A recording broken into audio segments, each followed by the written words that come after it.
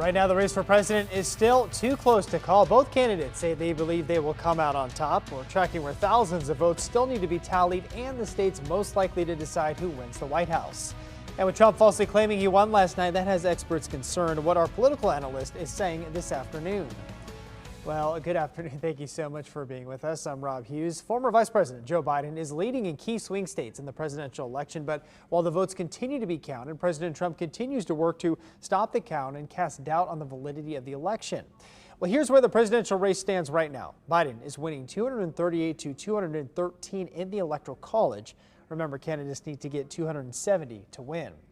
Meanwhile, we are still waiting for complete results in these 7 states you see here: Pennsylvania, Georgia, Nevada, Wisconsin, Michigan, Alaska, and North Carolina. Well, there is also 1 electoral vote available in Maine's 2nd district.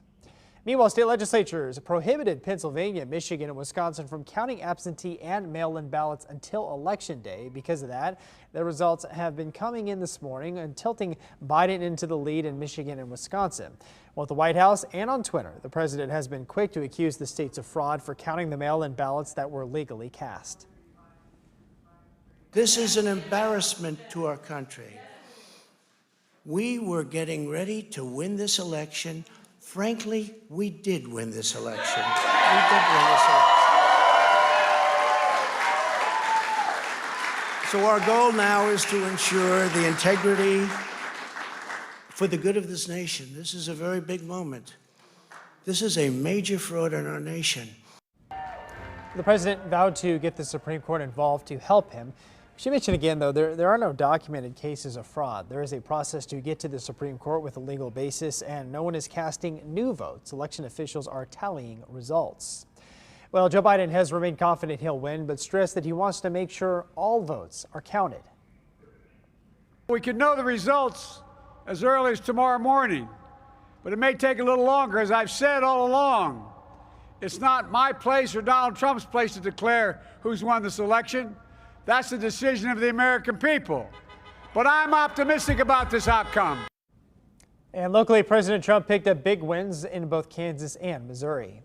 And President Trump's rejection of the uncertain outcome, declaring himself the winner and vowing to get the Supreme Court involved, sparked some questions. Well, this morning on First News, we spoke with our political analyst, Mark Sandalo, about what is the president's case to have the counting stopped. He has no case, and you know, most people, sane people, were asleep when he came out. It was about 2:15 a.m. on the East Coast, and what he said was he was all set to come out and announce victory. And in fact, he said, we did win. I am declaring victory. But he said, in Michigan, I was ahead. In Wisconsin, I was ahead. They need to stop counting. Now, you can't stop just when he's ahead. The fact is, they hadn't counted places like Milwaukee or Detroit yet, which is why he was so far ahead in the early voting. Now, there are some questions about different state laws about when you accept absentee ballots, whether they're postmarked on time but come in a couple days late, whether those votes should count. There will be legal challenges that could hold up the result for a while, and in that there may be a case for the president. But for the president to say, we need to stop the counting while I'm ahead, it is truly something you hear in a third world, authoritative state, that the United States would send election monitors say, you can't do that. These are legal votes, and even Republicans this morning are coming out and saying the president simply is wrong. As we said, patience is key, and the story is still changing. We're going to continue to follow results and developments all day long, and we'll keep you updated on both KMBC News as well as KMBC.com. And the fate of who controls the Senate is also still too close to call. Both parties have picked up 1 seat so far, leaving things unchanged. Democrats are running out of races to win. Well, there are only 6 races that haven't been called for either party. One of those in Georgia appears to be heading to a runoff election. In Kansas's U.S. Senate race went to the Republicans. Roger Marshall is your elected senator-elect. He defeated Democrat Barbara Boyer for the seat left by retiring Senator Pat Roberts. KBC 9's Matt Evans has more after Marshall's win on election night. Here at the Johnson County Election Office in Olathe, where it was a pretty quiet and pretty early night for election workers last night, with the final unofficial votes tabulated by 8:12. with 74% of the county turning out to vote, a little lower than the 80% that was projected here in Johnson County.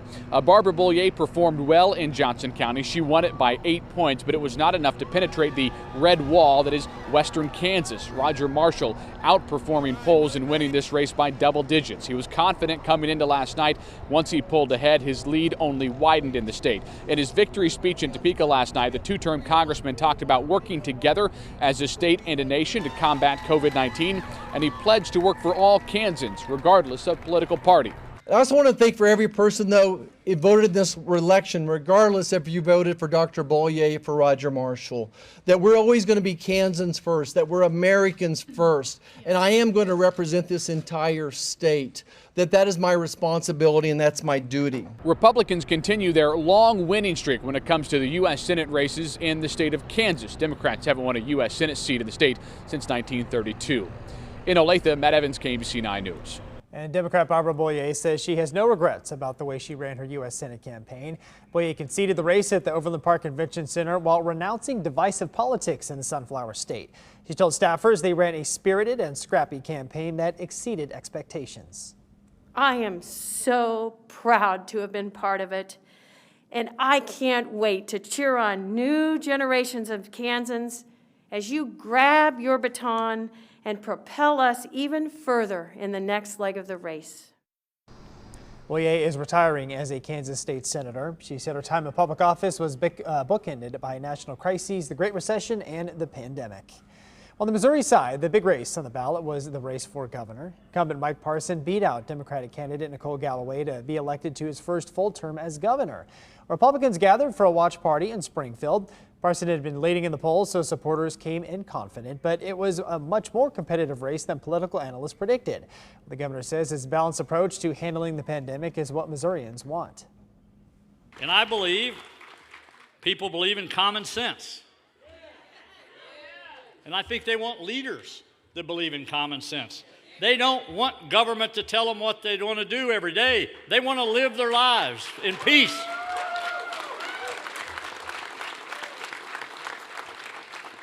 And as long as I'm governor, we're going to do those things. Governor Parson has called a special session Thursday to make budget adjustments, including allocation of more federal funds now available as part of the coronavirus relief bill. And during Governor Parson's acceptance speech, opponent Nicole Galloway took the podium in Columbia. Her campaign decided not to allow visitors, only members of the media and her family. She watched the results privately, and we didn't see her until the race was called. She says her fight for Missourians is not over.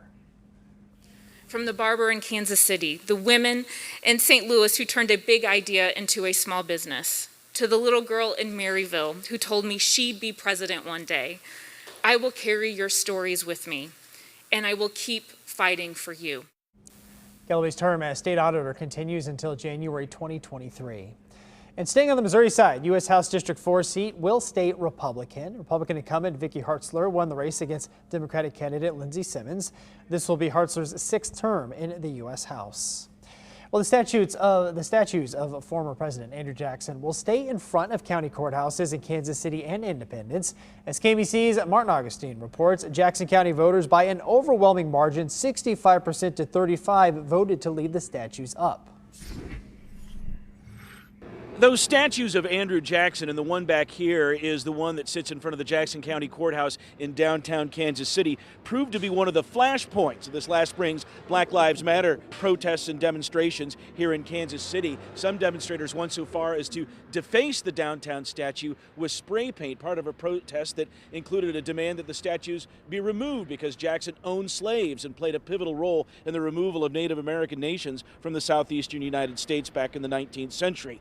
Jackson County legislators, they got into this debate too and eventually decided to let voters have the final say on whether the statues stay or go. Those voters made a decision last night.